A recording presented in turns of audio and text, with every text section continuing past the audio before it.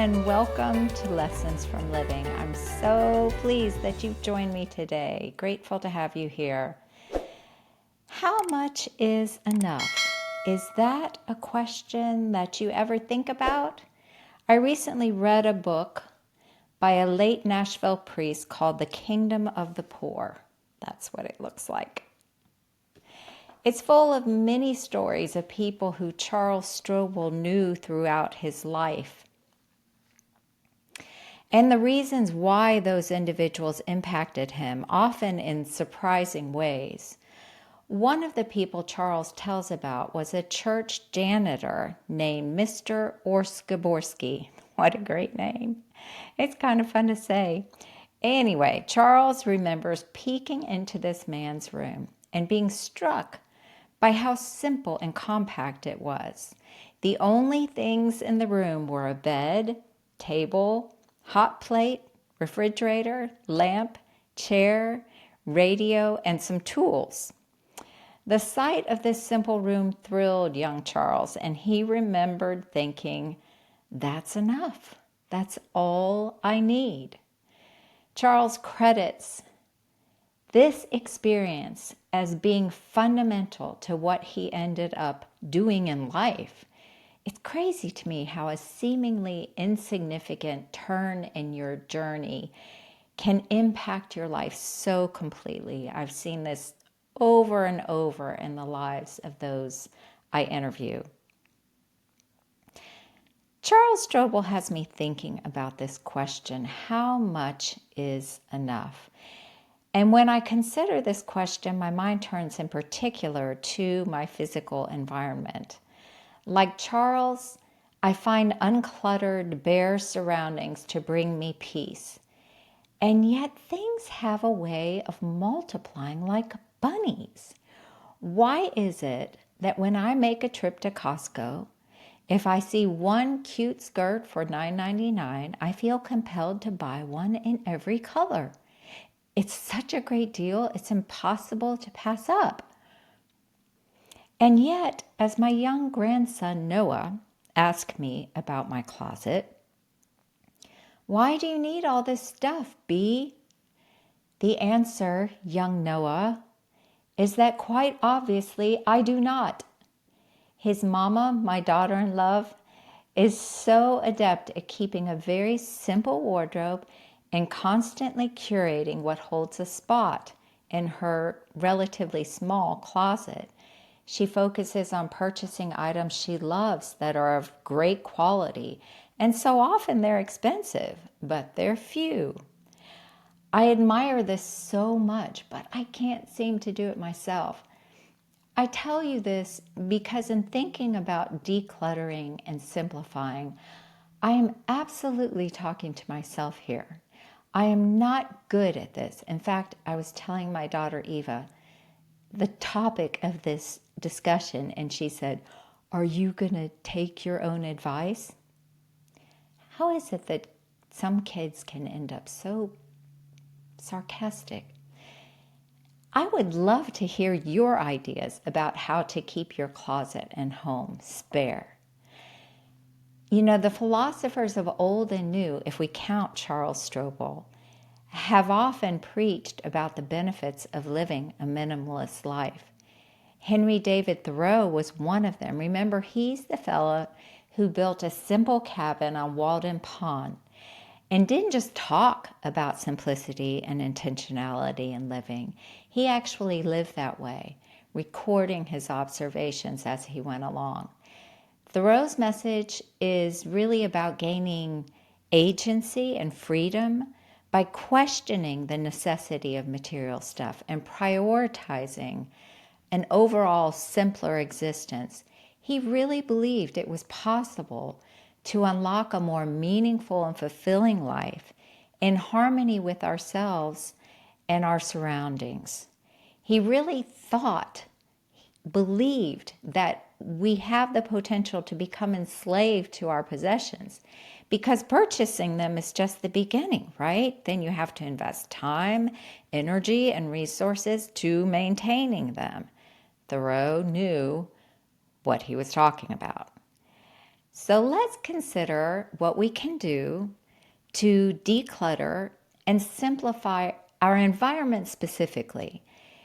There are so many other areas in our lives that we would do well to declutter too. For example, I think there are many ways purging digitally benefits everyone. But today, because Charles introduced and zeroed in on the idea of a physical environment, let's do that too. One of the things that the home organization or company preaches is starting small and staying focused. They say not to try to declutter your entire house at once. Pick a small, manageable area like a drawer, shelf, or a single closet. This totally makes sense to me.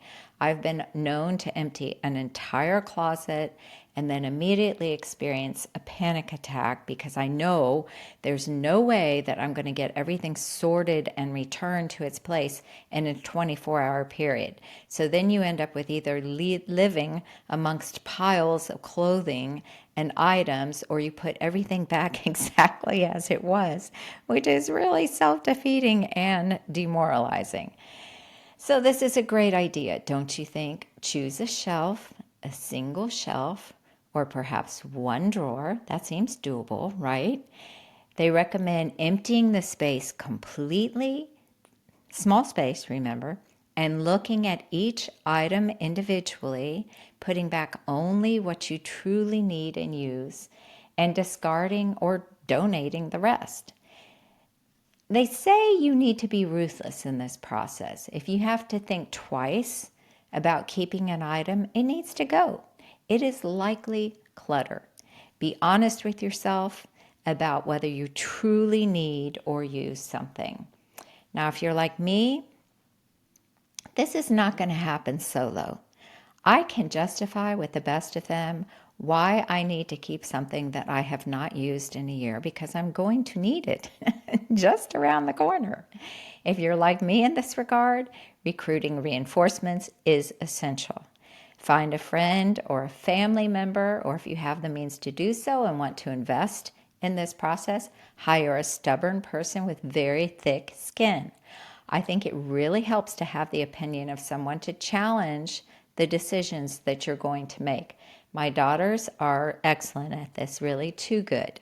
By the time I have attempted to justify continued possession of an item, having every aspect of my defense questioned and probed, I'm so thoroughly exhausted, I just say, take it.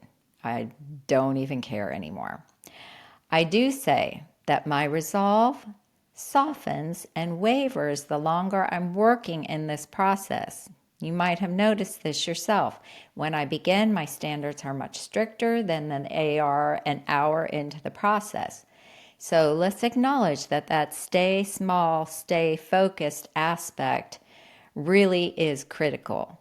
I'll mention this again in a moment, but there is definitely a benefit to keeping your decluttering sessions to a reasonable period of time so that you can stay resolved to maintain that unrelenting attitude. Not many people have the ability or perhaps even the desire to maintain a minimalistic lifestyle. But Zen Habits commented that minimalism goes beyond decluttering and letting go of what you don't need to becoming really intentional about what you bring into your home. It's a mindfulness about making purchases.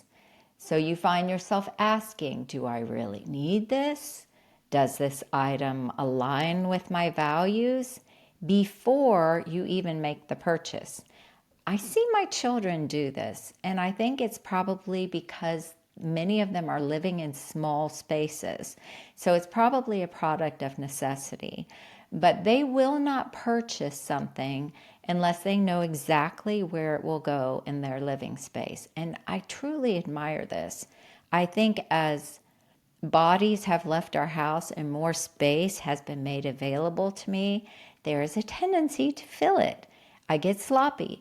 I want to do better about considering each purchase. To that end, we probably have all heard about the one in, one out rule, where you don't purchase something without letting go of something else. Zen Habits advocates an even more challenging one in, two out rule for new items, where you must get rid of 2 items for every new one that you bring in. That's raising the bar and really challenging your comfort with making new purchases. And that makes good sense to me. How then do you make this a habit? Decluttering in our house is a rare and often solitary event happening only occasionally over a period of many years. Sometimes we wait until we're moving and then we take this on. But from what I've read, it's much preferable to schedule regular decluttering sessions, even if it's just for 15 to 20 minutes a day. For someone like me who chafes at the idea of this process, that makes thinking about it much more palatable. It also keeps you in a better position to maintain resolve in getting rid of things ruthlessly. If we're able to make it a habit, like anything else, I think the momentum of our success should motivate us to continue this process and keep the whole idea of intentionality, where your stuff is concerned, in the forefront of your minds. To that end, I think there's much benefit to considering this question Charles Strobel brought up. How much is enough? Perhaps we should even consider our motives and why we make those unnecessary purchases, or why accumulation is our focus at all instead of freeing ourselves of material possessions. And that's just in the physical realm. We might also want to ponder this question of how much is enough in other areas, whether it's how we fill our calendars or maintain our bank accounts. Thank you, Charles Strobel, for inspiring me to consider this question for myself. How much is enough? I'd love to hear your thoughts on this topic. I often ask you to subscribe to the podcast, and the thought occurred to me that there may be listeners who don't know how to go about that. You can go directly to your favorite podcast platform. I think most of you listen on Apple, iTunes, or Spotify. And in the case of those 2 platforms, after you pull up Lessons from Living, you'll see a follow button.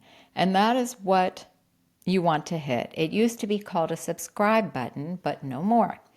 Subscribing, or following as they are now calling it, will provide automatic downloads of each episode. So it really is a convenience feature for you. And it also helps the podcast to be found more easily. And it's all for free. So all good.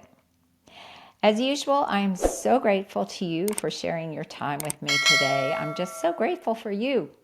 I'll leave you today with the words of Karen Kingston, who said, "Where there is clutter, even valuable things lose their value. Where there is clutter, even beautiful things become obscured." Go out and make it a great day.